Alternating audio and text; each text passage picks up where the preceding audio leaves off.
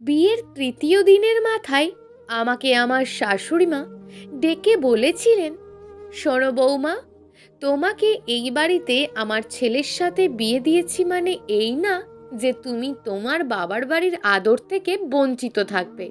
হয়তো আমি তোমার আপন মা নই, তবে আমি তোমার দ্বিতীয় মা।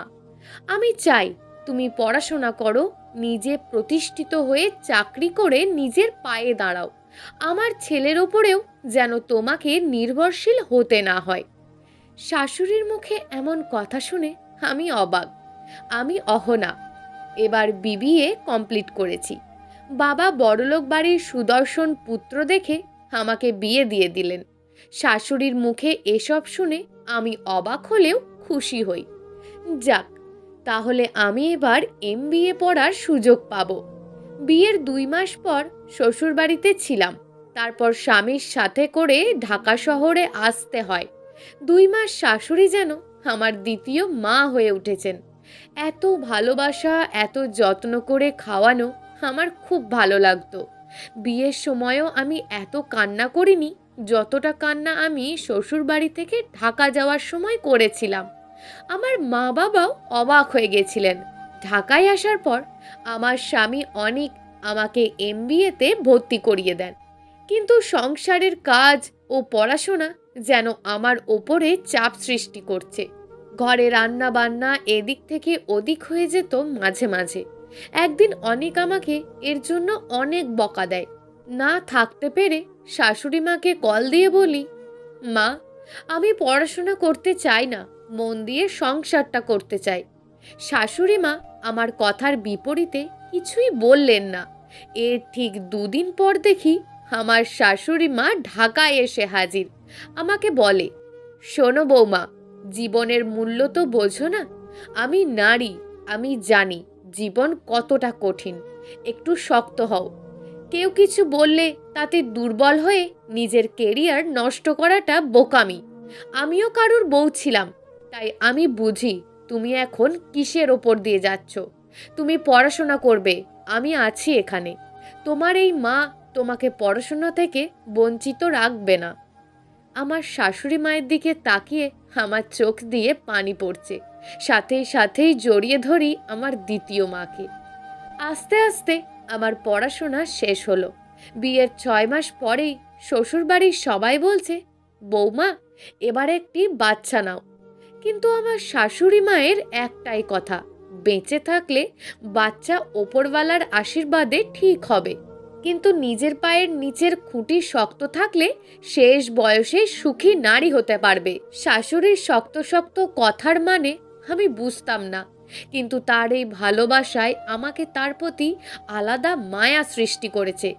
আমি আর আমার শাশুড়ি সারাদিন গল্প করে একসাথে কাজ করতাম। সময় আমাদের কখন চলে যেত কিছুই বুঝতেই পারতাম না। এমবিএ শেষ করার পর আমি কনসিভ করি। এর কারণে আমার আর চাকরির জন্য ব্যবস্থা নেওয়া হয় না। আমার বর আমার কাছে আসা বন্ধ করে দেয়। কিছুটা মনক্ষুণ্ণ করে থাকতেন। বিষয়টি আমার কাছে খারাপ লাগলো।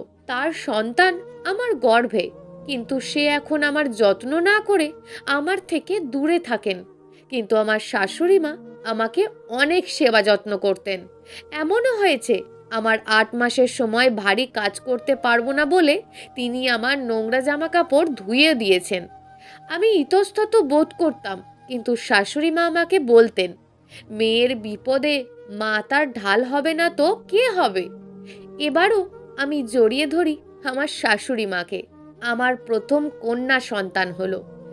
শাশুড়ি মা তার নাতনিকে নিয়ে ব্যস্ত হয়ে পড়েন। আমাকে কাজ করতে হতো। বরের জিনিসপত্র গুছিয়ে দেওয়া, রান্না বান্না, বাচ্চার ফিডিং করিয়ে নিজের প্রতি যত্ন নেওয়া যেন উঠেই গেল। শাশুড়ি মা আস্তে আস্তে অসুস্থ হয়ে পড়েছে, তাই তাকেও আমি আর কাজ করতে দিতাম না। এক সময় আমার বর আমাকে বলে, তুমি না পারো ঘর সামলাতে, না পারো বাচ্চা সামলাতে, আর না পারো ঠিকমতো রান্না। এখন তো দেখছি দেখতেও কুৎসিত হয়েছ। বরের মুখে এমন কথা শুনে আমি প্রতিবাদ করিনি, কিন্তু আমার শাশুড়ি মা বলে ওঠেন, বৌমা, তোমাকে আমি প্রশ্রয় দিয়ে মাথায় উঠিয়েছি। আজ আমি তোমাকে বলছি, চলে যাও এই বাসা থেকে। শাশুড়ি মায়ের এই কথা শুনে আমি অবাক। তারপরও কিছু বলিনি। শাশুড়ি মা আমাকে আবারও বললেন, সত্যিই তো, এমন বৌমা দিয়ে কি হবে যে আমার ছেলেকে সুখী রাখতে পারে না? তুমি চলে যাও আর আমার নাতনিকে রেখে যাও। আমি কিছু বলতে যাব, শাশুড়ি মায়ের চোখ রাঙানি দেখে আর বলিনি। ভালোবেসে ফেলেছি আমার দ্বিতীয় মাকে, কিন্তু হঠাৎ এমন কিছু বলবে সেটা আমি বুঝিনি। বরকে দেখলাম খুব খুশি হয়েছে, শাশুড়ি মা আমাকে বকা দিয়েছে তাই। আমিও অভিমান করে বেরিয়ে এলাম সেদিন। বাসে বসে বসে চোখের পানি ফেলছি।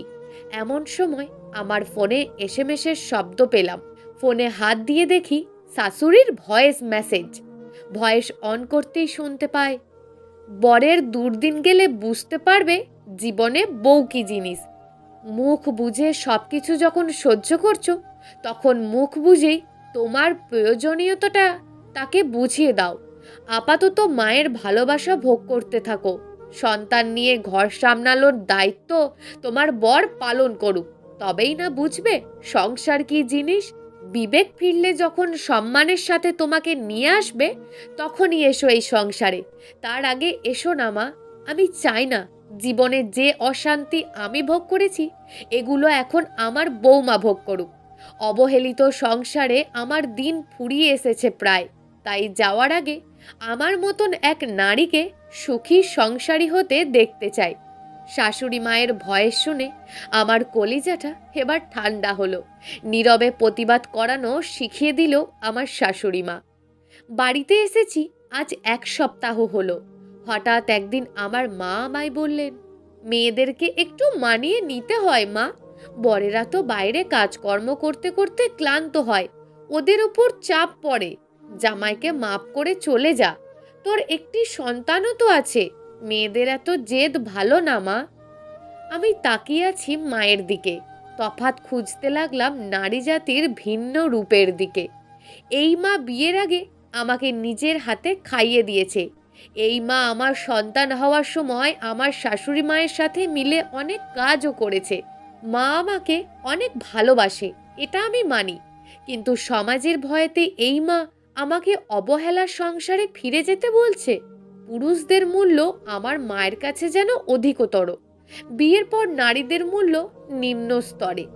ঠিক অষ্টম দিনে আমাদের বাড়িতে হাজির হয় আমার স্বামী অনিক। ওর কোলে আছে আমাদের মেয়ে। অনিক আমার কোলে আমাদের মেয়েকে দিয়ে বলে, এই 1 সপ্তাহ সংসার সামলাতে যে অনেক হিমশিম খেয়েছি আমি। বাচ্চা সামলানো, রান্না বান্না করা, ঘর গোছানো, এসব করে যেন আমার মাজার হাড় আরও বেশি ক্ষয়ে যেতে লাগলো। 1 সপ্তাহে যদি আমার এই হাল হয়, তোমাকে তো কাজগুলো প্রতিদিন করতে হয়। তোমার দিকটা না ভেবেই আমি অনেক কথা শুনিয়েছি, আমাকে ক্ষমা করে দিও। এতদিন আমার বরের ভিতর আমার শ্বশুরের আবির্ভাব দেখেছি, এখন যেন আমার শাশুড়ির আবির্ভাব দেখলাম। বরের বিবেক ফিরেছে এখন। বর ও মেয়েকে নিয়ে ঢাকা ফিরে যাব এমন সময় পিছন ফিরে মাকে বললাম, তুমি বলেছিলে না মেয়েদের এত জেদ ভালো না?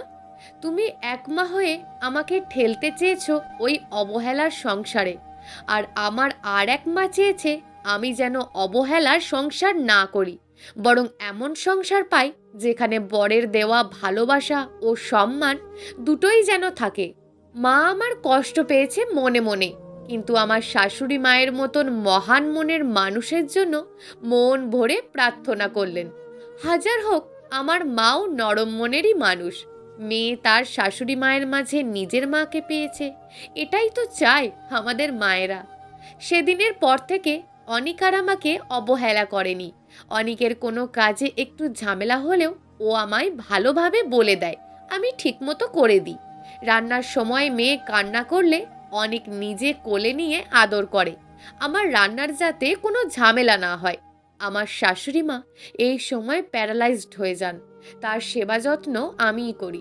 শাশুড়ি মা কান্না করতে করতে বলে, আমি এই জীবনে যত অবহেলা পেয়েছি আজ যেন বৌমার দ্বারা উসুল করে নিচ্ছি।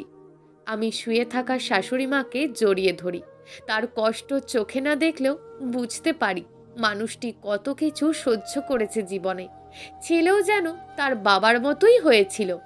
আত্মীয়দের থেকেও শুনেছি আমার শ্বশুরের কৃতকর্ম। দেখতে দেখতে কেটে গেল 3টি বছর। আজ আমার আরেকটি মেয়ে জন্ম হলো, কিন্তু আজ আমার শাশুড়ি মা বেঁচে নেই। তিনি মারা গেছেন আজ 1টি বছর হয়ে গেছে। প্রথম মেয়ের জন্মের সময় শাশুড়ি মাকে যেভাবে পেয়েছি, আজ দ্বিতীয় মেয়ের জন্মের সময় তার অভাবটা বোধ করছি। মনে মনে এখনো বলি, ভালোবাসি মা আপনাকে, খুব বেশি ভালোবাসি আমার দ্বিতীয় মাকে। বন্ধুরা, গল্পটি কেমন লাগলো তা অবশ্যই নিচে কমেন্ট করে জানাতে ভুলবেন না। আর যদি আপনাদের গল্পটি ভালো লেগে থাকে তাহলে একটি লাইক করে চ্যানেলটিকে সাবস্ক্রাইব করে রাখুন এই ধরনের নিত্য নতুন গল্পগুলি শোনার জন্য।